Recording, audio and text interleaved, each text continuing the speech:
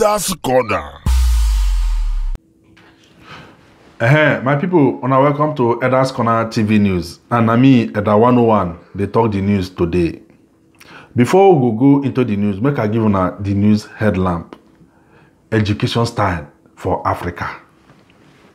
Or bad education style for Africa.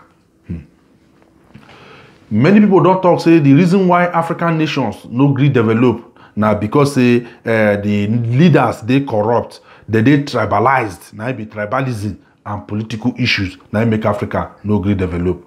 They can talk say other nations where don't get sense where no they corrupt like Africa, that they produce different things like cars, airplane, war equipment, special machine, ship, even toothpick. Africa no fit produce them. They can't talk say now all these things put together and make Africa no great develop. But Elders Corner can't go do research, can't discover say not be all those things make Africa no develop. Say the problem why Africa no develop now the style of education for African nations. You can't talk say if you go to the primary school system, some primary school no get building. Now under 3 children they learn. Even the one where get building no get board where they write how children want to learn for that environment. Even if you say may you go secondary school now the same thing. So some of the secondary school no get now only farm that they go, especially those ones where they inside village. The ones where they town, they just they learn what they like. The education style is really they bad. Now make we go WAEC. As the one write WAEC, they go see me they draw the dozer view of ant. May they label grasshopper. May they draw posterior view of cockroach.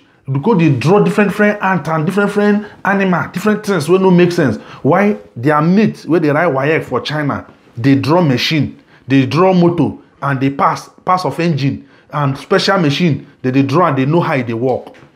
Then 10 years later, those boys for China where they draw machine, they go don't grow, can't sabi they produce cars.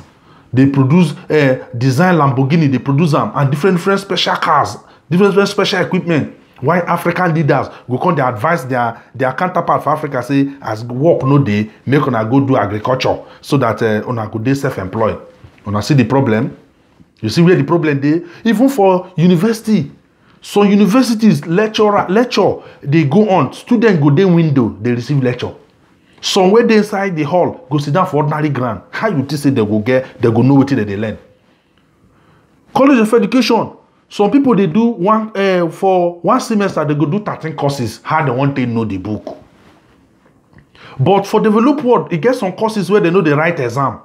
Not only quiz, assignment, now they take assess them. Because they know say no be exam, be everything. Not to know the thing well. For abroad, on they travel. Most of their education system, now software that they teach them. All this banking software, they teach them Sage. They teach them different softwares. Where for school, they already know softwares where they know something. Why for Africa? We from secondary school, SS1, you define S and Y. They say 2S plus 7 equal to S. Find S. We find S, so we graduate for secondary school. We reach university, we continue to find S. We graduate now for university, reach where we they work, we know they see any S.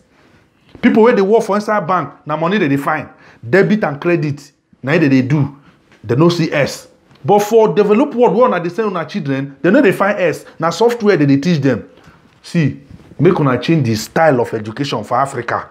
If una want to make Africa develop, make them begin to teach them software for every field. You go now Africa, you go see say somebody where they do medicine, they never even kill rats, make it take and do practical. Person where they study mechanical engineer, he no get tools, he no get spanner, he no get plier, he no sabi anything. Meanwhile, they do mechanical engineering.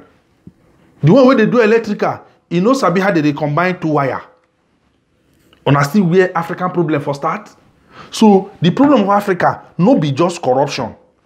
Na education style na be the problem of Africa. Una here, so wanna change the way where African school system be, so that they go fit match up with wetin their mates they do for abroad, so that the economy of Africa go change.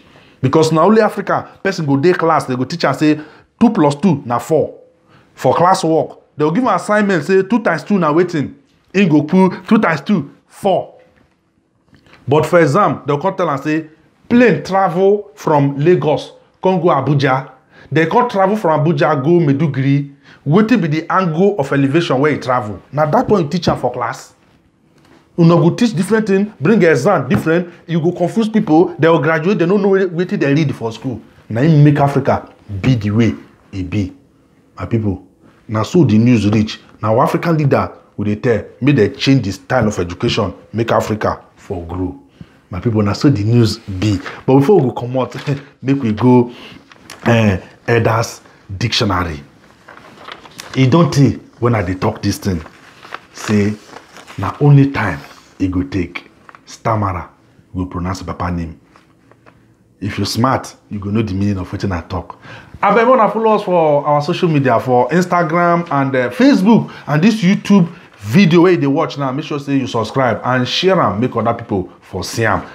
Make African leaders learn lesson from there. Now so it be, my people. Make a come out because news they down. Baba. Elders Corner.